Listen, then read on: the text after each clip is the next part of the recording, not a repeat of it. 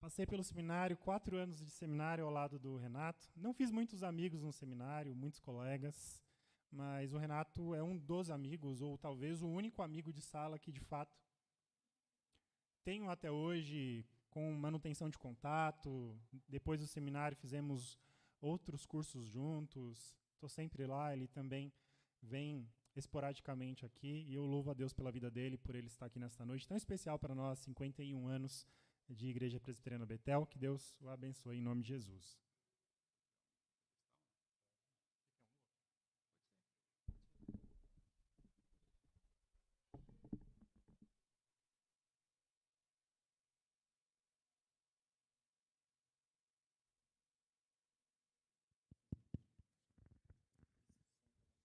Boa noite, irmãos. Graça e paz. Alegria revê-los, estar aqui com vocês, nessa que considero também a minha igreja, eu espero que vocês também, onde me acolheu, me recebeu, e eu trago no meu coração muito amor e gratidão a esse povo aqui. Alegria também rever os queridos que a gente pode contemplar e aqui servindo a Jesus junto com essa comunidade de fé. O pastor Tiago, de fato, é um amigo e o Senhor tem os seus planos e propósitos, né? Cheguei aqui em Vargem Grande sem lenço e sem documento, e por acaso o Senhor me trouxe a essa igreja que me acolheu, que me encaminhou à IPB, que me enviou para o ministério. Conheci minha esposa aqui, entrando um dia com um violão numa aula aqui, bem quietinha por esse corredor, e Deus formando a nossa vida, as nossas famílias, e nos abençoando. O Senhor é bom, e a sua misericórdia dura para sempre. Amém? Irmãos, eu queria, antes de ler o texto, cumprimentar a igreja por esse tempo. São 51 anos de igreja organizada, anunciando o Evangelho de Jesus nesta cidade. Que o Senhor, cada vez mais, derrame de forma abundante a bênção sobre este lugar, e que esta igreja de fato seja luz do mundo, sal da terra, aqui onde o Senhor a tem plantado. Vamos ler a palavra de Deus que está em 1 Coríntios, capítulo 3, na carta que escreveu o apóstolo Paulo aos Coríntios, no capítulo 3, versículos de 1 até 9.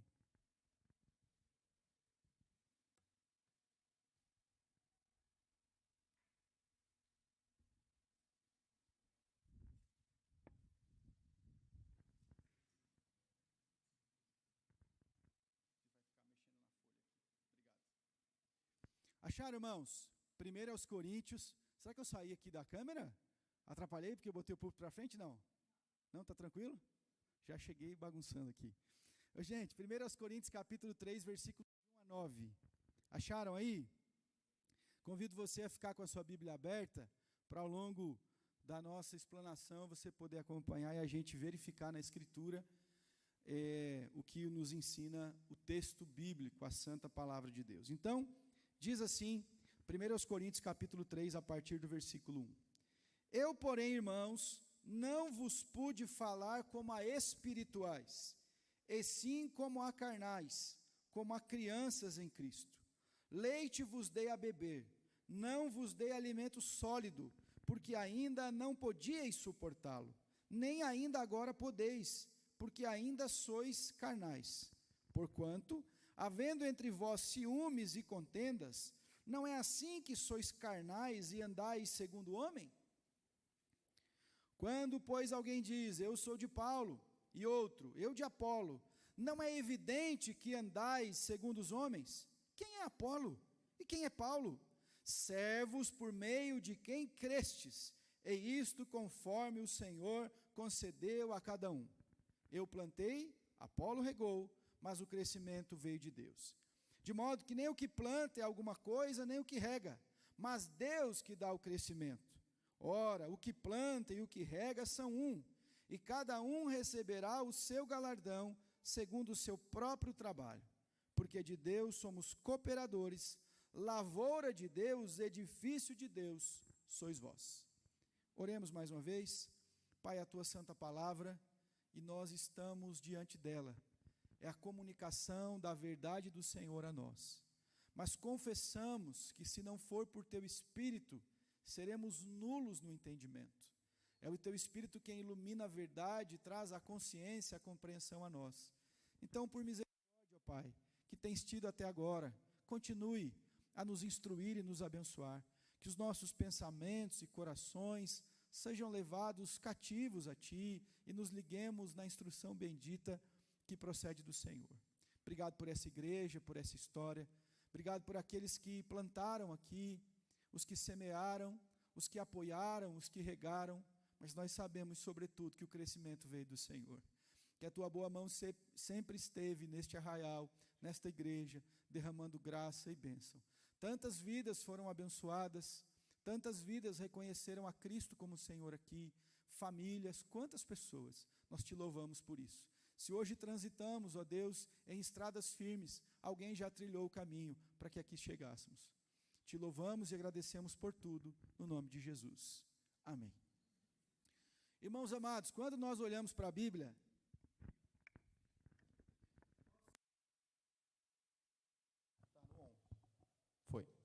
quando nós olhamos para a Escritura, existem inúmeros exemplos negativos. Exemplos os quais a Bíblia diz, não façam como eles, não sigam. Se você recordar a fala de Jesus, os ensinos de Cristo, você vai lembrar que Ele disse muitas vezes, não sejam como hipócritas, não sejam como os fariseus, não sejam como os publicanos, não sejam como estes ou aqueles. Talvez uma repreensão nesse sentido, de um exemplo negativo pesado, incisivo de Jesus, seja a mulher de Ló. Ele falou, lembrai-vos da mulher de Ló, para que vocês não repitam o mesmo exemplo, não façam a mesma coisa. O Senhor recomenda ao seu povo inúmeras vezes, trazendo um exemplo de forma didática, instrutiva, negativa, dizendo, não façam como os povos pagãos, não façam como os incrédulos. Então o Senhor muitas vezes nos instrui por exemplos negativos, para que a gente não siga tais exemplos, para que eles sirvam para nós de alerta, de lembrança, de peso a dizer, olhe para esse exemplo. Ele está dizendo, não faça desta forma. Aqui nós estamos lendo um exemplo de uma igreja imatura, de uma igreja que talvez no Novo Testamento, irmãos, a igreja de Corinto seja a igreja mais problemática. Uma igreja que não entendia, não discernia nem o que era a ceia do Senhor. Um comia, bebia na frente do outro. Havia gente que usava a ceia para embriagar-se, para pecar com glutonaria. Eles não tinham maturidade e avanço espiritual. Havia problema grave de pecado no meio da igreja, não resolvido. E Paulo diz, isso aí que está acontecendo, nem lá fora acontece. Que vergonha é para vocês. Só que apesar de tudo que elenquei, de forma resumida, o apóstolo Paulo, ao escrever a essa igreja, chama eles de santos em Cristo Jesus, de igreja do Senhor, que precisa ser instruída, aprumada, colocada nos trilhos pela boa palavra, bondade e misericórdia do nosso Deus. Neste ponto, nesta maturidade, ela é o exemplo de uma igreja que nós não devemos ser. Qual a igreja que nós não devemos ser? Eu sei que isso, de forma didática, pode parecer estranho, mas é a partir disso que eu quero estabelecer pontos de reflexão com os irmãos aqui. Esta igreja, pelo seu exemplo, pela descrição de Paulo aqui no capítulo 3, são exemplos que nós não devemos imitar. Que nós devemos olhar e dizer, Senhor, livra de nós. Senhor, que não haja tais características na nossa comunidade de fé, que nos distanciemos disto e nos aproximemos do Senhor. Amém, meus irmãos? E qual é a igreja que nós não devemos ser? A primeira coisa que a gente encontra, e eu gostaria de ler com vocês no versículo 1, vamos juntos ler o versículo 1?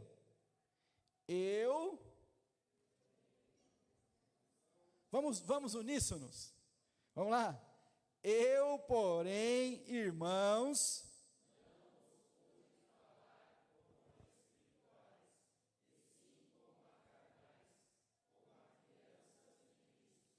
a igreja que não devemos ser é uma igreja que não amadurece na fé, que não cresce, que não desenvolve. Olha a declaração triste do apóstolo Paulo. Era para termos uma conversa de adultos na fé, mas não é possível. Eu gostaria de tratar com vocês sobre assuntos profundos, trazer para vocês um alimento sólido, uma comida consistente, mas não há maturidade entre vocês. Era para que vocês já se tornassem adultos, crescidos, desenvolvidos, maduros, mas quando olho percebo crianças em Cristo. Irmãos amados, é desejo de Deus que eu e você cresçamos na fé. É desejo do Senhor que a gente desenvolva. 2 de Pedro, capítulo 3, versículo 18. Eu vou e os irmãos repetem, pode ser? Antes, crescei na graça e no conhecimento do nosso Senhor e Salvador, Jesus Cristo. É uma ordenança, é um imperativo que cresçamos na fé. Nós não podemos viver estagnados. É preciso desenvolvimento, irmãos. A gente tem que experimentar de maturação, de crescimento, de desenvolvimento, de aprender mais de Deus. Tem assuntos corriqueiros que ficaram para trás, tem coisas que abandonamos. Irmãos queridos, isso é típico de diagnóstico. Se uma criança não apresenta desenvolvimento, ela não tem maturidade. Há um problema de enfermidade aí. Algo precisa ser feito. Da mesma forma, quando um cristão que conhece Jesus, o tempo passa, a vida em comunidade vai indo e ele não amadurece, há algum problema de enfermidade espiritual. Há algo que o Senhor está nos chamando a atenção a dizer: meu irmão, você precisa crescer e amadurecer na fé. O apóstolo Paulo está lembrando isso. Deus espera, em certo sentido, que amadureçamos na fé. 51 anos de igreja, há muitas histórias, há grandes bênçãos. Eu fui seminarista aqui, o Tiago também, passamos por aqui. Essa igreja formou pastores, homens e mulheres de Deus, que devem e que amadureceram e que depois pegaram outros pela mão e conduziram no caminho da maturidade cristã. E uma coisa curiosa é que maturidade não tem exatamente a ver com o tempo de igreja. Tem pessoas que podem experimentar um desenvolvimento na graça, na misericórdia de Deus, com relativo tempo menor. Outros estão há muito tempo na caminhada. Mas quando a gente conversa e fala, quando há confronto, quando há exortação, quando há uma palavra séria de Deus, parece que a maturidade não chegou. E é isso que Paulo está dizendo aqui. Ainda no texto, no versículo 2, neste ponto, Deus deseja que cresçamos, nós não podemos ser uma igreja que não amadurece. Olha o que Paulo diz no versículo 2: leite vos dei a beber, não vos dei alimento sólido, porque ainda não podíeis suportá-lo, nem ainda agora podeis, porque ainda sois carnais. Ainda neste ponto, a imaturidade prejudicará o avanço da obra de Deus. A imaturidade vai prejudicar que você receba da parte de Deus um ensino que já deveria ter recebido. Em outras palavras, Paulo está dizendo: eu queria tratar com vocês de um alimento sólido, profundo. Não dá, gente. Quando a gente tem que olhar para frente, deveríamos olhar para frente, voltamos a olhar para trás. Estamos regredindo quando deveríamos avançar. O que era para aquele povo estar experimentando de coisas profundas na fé, estavam recebendo ainda um leite. Alguma coisa está errada. Um alimento de criança para quem deveria receber algo profundo. Outra coisa que ele nos ensina, no versículo 3, porquanto havendo entre vós ciúmes e contendas, não é assim que sois carnais e andais segundo o homem. A imaturidade espiritual é a incubadora de outros tantos pecados. Quando nós não desenvolvemos, não amadurecemos na fé, nós abrimos espaço para que outros pecados surjam no meio do povo de Deus. Discussões infundadas. Nós deixamos de olhar para frente, temos de voltar sempre atrás. O que Paulo está dizendo, há uma evidência que vocês são carnais porque não amadureceram, há contenda, há problema, porque a falta de maturidade preparará o terreno para que outros pecados se assentem ali. Quando crescemos, nós avançamos, Como o pastor Tiago disse na liturgia, nós abandonamos velhas práticas e caminhamos com o Senhor. É hora de crescer. Nós não podemos ser uma igreja que não amadurece. Irmãos, a Bíblia usa essa analogia de algumas formas. Nós precisamos desenvolver a nossa salvação. Nós precisamos crescer em graça diante de Deus. Nós temos que frutificar para a glória de Deus. Quantos imperativos do Senhor, nós não fomos chamados para estagnar na fé. Aliás, irmãos, a vida cristã não é estática, você não encontra isso na Bíblia. É sempre um movimento.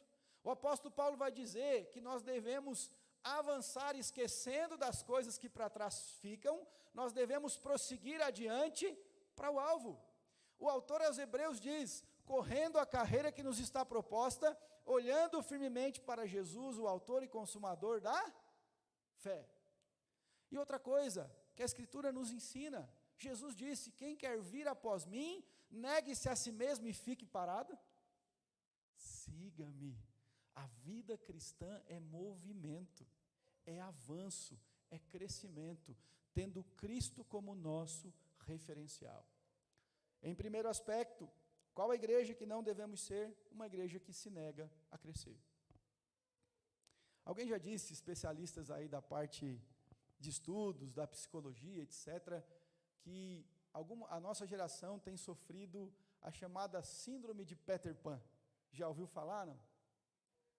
A síndrome de Peter Pan se recusa a crescer.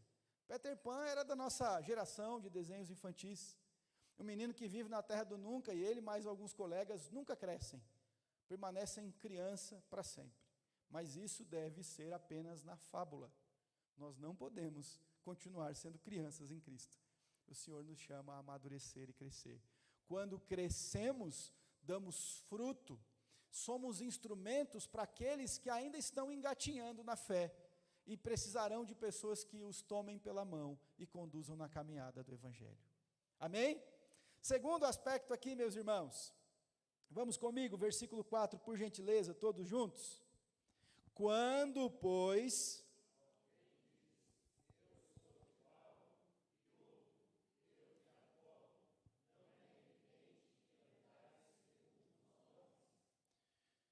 Segundo aspecto, sobre uma igreja que nós não devemos imitar ou ser, uma igreja em que os ideais pessoais sobreponham o ideal de Cristo, que as preferências particulares estejam acima daquilo que Cristo estabelece para a sua igreja. O que Paulo está dizendo não era um povo preocupado em fazer a vontade de Jesus. Não era igreja que gastava tempo dizendo, e aí, o que Jesus quer de nós? Vamos evangelizar, vamos fazer missões, vamos colocar a agenda de Deus na nossa agenda, vamos estabelecer o que o Senhor quer. Não, eles estavam brigando pelas preferências deles. Eles estavam discutindo, eu sou de Paulo, eu sou de Apolo, outro eu sou de Pedro, cada um tem um partido, nós estamos dividindo a igreja de Jesus. Então o que Paulo está dizendo? Não pode haver numa igreja onde a preferência pessoal sobreponha o que é ideal de Cristo. É claro que nós temos preferências, irmãos. Nós não pensamos igual aqui por opiniões e coisas particulares. Se a gente fizer aqui uma pesquisa, e agora tem enquete lá no WhatsApp, fazer uma enquete sobre que cor nós vamos pintar a parede da igreja. Nós queremos mudar de branco para alguma cor. Nós vamos escolher aqui as cores. Vamos colocar 3. Cada qual, é possível que nós vamos ter diferentes opiniões aqui. Mas essa opinião não vai sobrepor o ideal de Cristo. Porque se a gente não for voto vencido na escolha particular de mudar uma cor de parede, nós vamos continuar servindo Jesus, amando Jesus, caminhando no Evangelho de Deus, pregando a palavra dele, e não vai sobrepor de maneira alguma o ideal de Cristo. Agora, quando a opinião de alguém, pessoalmente, está afetando aquilo que deveria ser o foco, o ideal da igreja, prejudica. E é isso que Paulo está dizendo aqui. Nós não podemos ser uma igreja em que a necessidade, a satisfação pessoal se torne a prioridade da vida da igreja. Irmãos, nós não fomos chamados para ser servidos aqui. É claro que a igreja nos abençoa com acolhimento, com conforto, com a graça, mas nós não fomos chamados para ser servidos. Nós não fomos chamados para ter o nosso ego afagado. Nós não fomos chamados para ser acariciados aqui no coração. Nós fomos chamados para se tornarmos servos de Jesus. E não é a nossa preferência que estabelece a agenda da igreja. É a preferência de Cristo. Ele é o sumo pastor, é Ele quem domina, é Ele quem governa. A igreja só tem um dono, e Ele se chama Jesus Cristo. Amém, meus irmãos? É isso que a Bíblia está nos ensinando aqui. Segunda coisa, aqueles irmãos estavam preocupados tanto com as suas preferências, e estavam esquecendo de duas coisas importantes. Primeira delas, eles estavam pecando contra o Senhor. Ai de nós, meus queridos, sermos em algum momento pedra de tropeço para o avanço da obra de Deus. Ai de nós. No que depender da gente, nós temos que ser instrumentos de bênção. O Senhor falou: ai daquele que fizer tropeçar um dos meus pequeninos. Você imagina um novo convertido na igreja de Corinto, chegando assim: eu reconheci Cristo, eu confessei Ele como meu Senhor, eu agora quero seguir Jesus. E chega lá, tem um grupo dizendo assim: nós somos de Paulo, você vai ser de quem aqui nessa igreja? E ele diz: não, eu achava que ela era só de Jesus. Não, aqui tem um grupo dividido aqui. Se quiser Apolo, você está mais com Apolo, vai para lá, aqui é só os de Paulo, dentro de uma igreja. Então, quando esta postura se torna um tropeço, é pecaminosa, fere a santidade de Deus. Ele está olhando para a prioridade do coração dele e esquecendo que o Senhor da igreja é Cristo. E ainda nesse aspecto, além de pecar, é um tropeço para outros. Nós não podemos ser assim. Ore no seu coração: ó Deus, faça-me um canal de bênção, para que o Senhor me use, para que acolha outras pessoas, para que a Tua palavra seja proclamada, para no que depender de mim a obra cresça, avança, desenvolva e dê muito fruto para louvor da glória do Senhor. E ainda, uma coisa que devemos refletir aqui, veja comigo nos versículos 5 e 6, eu vou ler, você não precisa ler. Quem é Apolo? Quem é Paulo? Ora, é uma pergunta retórica. Eles conheciam Paulo, eles conheciam Apolo, tanto que havia divergência aqui de escolha. Mas o apóstolo Paulo está estabelecendo, irmãos, uma coisa muito importante: servos por meio de quem crestes, e isto conforme o Senhor concedeu a cada um. Ninguém, guarde isso no seu coração, ninguém ocupará na igreja de Jesus um posto maior do que servo. Ninguém pode ocupar na igreja de Cristo um lugar que não seja o de servo. Nós temos funções diferentes, cargos, fomos chamados para responsabilidades distintas, é verdade? É, mas ninguém é maior do que servo. O nosso Salvador se fez servo por nós. O nosso Cristo serviu a todos. Ele disse: da maneira que eu fiz a vocês, façam da mesma forma. E o que eles estão esquecendo? Paulo diz: ei gente, prestem atenção, vocês estão olhando para homens, vocês estão divididos, mas nós só somos servos por meio de quem vocês creram, fomos apenas os instrumentos. O pastor preferido da nossa vida deve ser Cristo. O pastor principal de uma igreja é Jesus. É isso que importa, irmãos. Entenda isso no nosso coração. Muitos homens passaram, louvado seja Deus. E você pode ter apreço, proximidade, intimidade com líderes e homens que foram chamados, mas nunca se esqueça que são apenas servos. A igreja não depende deles. Ainda um subponto aqui: quando as preferências sobrepõem o ideal de Cristo, repare que a igreja esquece do trabalho da graça de Deus. Irmãos, quem que manteve essa igreja de pé até aqui? Quem, irmãos? Pode responder. Cristo, Deus. Quem que estabeleceu todas as coisas? O Senhor. Mas olha o que Paulo vai dizer no versículo 6. Eu plantei, Apolo regou, mas o crescimento veio de Deus. Vocês estão escolhendo porque Paulo possivelmente era, no sentido, no contraste de Apolo, alguém que percorria mais por igrejas. Apolo era grande orador, eloquente, pregador, estava localmente ali com eles. Então a tendência das pessoas escolherem. Mas o que Paulo está lembrando, irmãos, essa igreja está de pé 51 anos por causa de Jesus. Porque se dependesse de nós, irmãos, ai de nós. Se o Senhor expusesse o nosso coração nesse projetor, Ninguém mais tinha coragem de olhar para a cara um do outro. Porque a Bíblia diz que o nosso coração é enganoso, desesperadamente corrupto. Somos apenas servos. Quem mantém essa igreja de pé é Cristo, é dele, é Deus. Às vezes nós pensamos assim, e se nós aplicássemos aquele método tal? E se fosse o fulano de tal? Irmãos queridos, quem dá o crescimento é Deus. Um pode ser aquele que semeia, o outro pode ser o que rega. Mas se Deus não fizer crescer, nada vai acontecer. Então veja, quando o meu coração começa a se inclinar para as minhas preferências, eu vou esquecendo da glória de Deus. Parar de dar glória a Deus. Agora então são os homens que mandam na igreja. Pararam de reconhecer o trabalho da graça de Deus. Eu não sei se o Tiago vai lembrar de um episódio, um dos professores nossos, era pastor em uma igreja em Limeira, foi para lá para uma congregação. E ele contou para nós em sala, lá no Andrew Jumper, que ele descreveu assim: irmãos, pela graça de Deus, eu fui atender a congregação, e com 8 meses, aquela que era a congregação por muitos anos, organizou-se em igreja. Essa foi a frase dele. Eu fui para lá, nós fomos trabalhar, e pela graça de Deus, uma igreja em 8 meses, congregação, e tornou-se igreja. Quando depois de falar, algumas pessoas vieram a ele: pastor, o que o senhor fez lá? Que tão rápido ela se tornou igreja, o que o senhor fez? Conta para nós. E ele calmamente respondeu: eu acho que vocês não entenderam a minha frase. Eu disse que, pela graça de Deus, aquela que era congregação por muito tempo, em 8 meses se tornou igreja. Eis a minha resposta. Foi a graça de Deus. Olhemos para isso, irmãos. O trabalho é de Deus. Ele é o dono da igreja. Ele quem faz as coisas. Ele quem estabelece. Ele quem põe os alicerces. É Ele quem edifica. É Ele quem faz. É Ele que move pelo seu Espírito a igreja. Uma igreja que não devemos ser.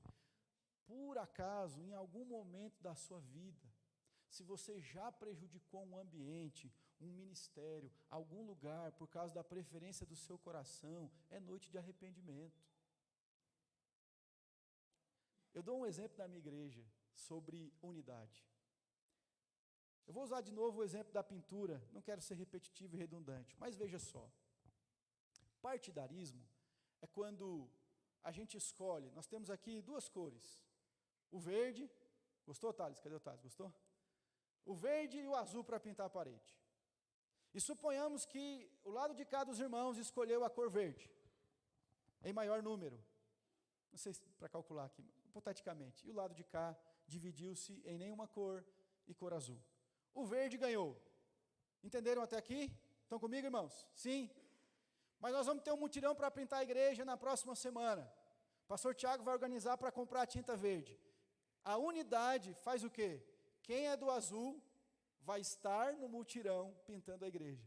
Porque mesmo que a escolha não foi a preferência pessoal dele, abençoar a igreja e a comunidade de fé sobrepõe a minha preferência pessoal.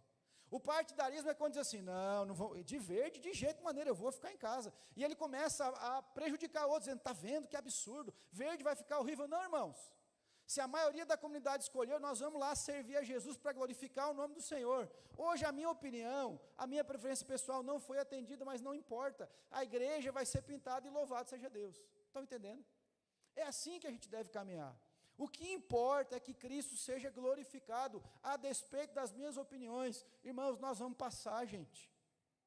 Num piscar de olhos, nós já não estaremos mais aqui, mas a igreja de Jesus permanecerá firme até o fim, porque o nosso Cristo disse que as portas do inferno não prevalecerão contra a sua igreja. Irmãos, por último, queridos, versículos 7 a 9, ele diz assim: de modo que nem o que planta é alguma coisa, nem o que rega, mas Deus que dá o crescimento, especificamente 8 e 9, desculpe. Ora, o que planta e o que rega são um, e cada um receberá o seu galardão, segundo o seu próprio trabalho. Vamos o 9 todos juntos? Porque somos cooperadores, lavoura de Deus, edifício de Deus sois vós. Terceiro aspecto, uma igreja que nós não devemos ser, que negligencia a sua identidade e missão. O que é que Paulo está lembrando? Gente, nós somos apenas cooperadores nesse trabalho e vocês são a edificação de Deus, vocês são a lavoura de Deus, onde Deus está trabalhando, onde Deus continua se movendo. Olha só, irmãos, uma igreja que não tem maturidade, que dá lugar ao partidarismo, esqueceu quem ela é. Isso é muito grave, porque a Bíblia nos lembra o tempo todo sobre a nossa identidade, porque se não sei quem sou, eu não sei para o que fui chamado. Quando entendo a minha identidade, eu entendo para que Deus me chamou. E o que Paulo está dizendo é isso: nós somos instrumentos e vocês são a edificação pela qual Deus trabalha. Você já pensou por que existe igreja?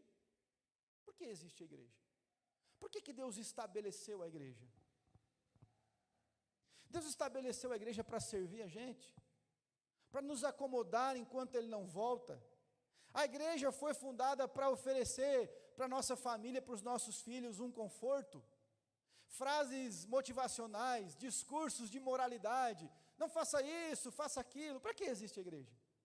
É muito mais do que isso. A igreja é o povo de Deus reunido, é a Assembleia dos Santos, é a representação do reino de Deus, é o anúncio de que um dia o nosso Redentor virá e estabelecerá o seu reino para todo sempre. Para isso é a igreja, para isso ela existe. Nós temos que entender, porque quando entendemos quem somos, tudo muda. Muitas vezes, irmãos, nós estamos querendo ser afagados e atendidos dos nossos caprichos pessoais, porque nós não entendemos ainda quem somos. Eu sei que vocês estudaram aqui algum tempo atrás aquele livro do J.R. Bridges sobre a nossa identidade em Cristo. Já estudaram esse? Quem nós somos no Senhor? Você precisa ser lembrado por Deus quem você é. Quando nós entendemos quem a igreja é, quem somos, nós não deixamos de ser reféns de aplausos, de reconhecimento do mundo.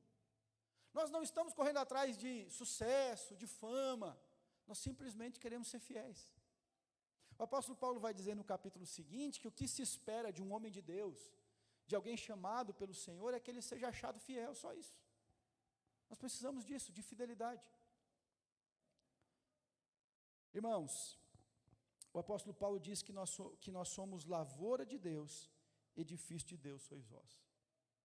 Um aspecto interessante de lembrar é que Deus continua trabalhando no meio da igreja. Quando você pensa nessas dois exemplos, duas analogias, você vai entender. Lavoura, o Senhor está se movendo no meio da igreja. Edificação, o Senhor continua edificando a igreja. Deus está trabalhando em nós, irmãos. Amém? Deus está trabalhando por nós, irmãos. Deus está trabalhando através de nós. Nós devemos lembrar sempre quem somos e para que fomos chamados. A igreja de Jesus tem a sua identidade em Jesus, tem a sua referência em Deus. É Deus quem diz quem somos. O Senhor continua trabalhando no meio da igreja. O Senhor trabalha no meio desta comunidade e ainda o fará. A gente era bem diferente e o Senhor foi mexendo, trabalhando, corrigindo, organizando, aprumando a nossa história.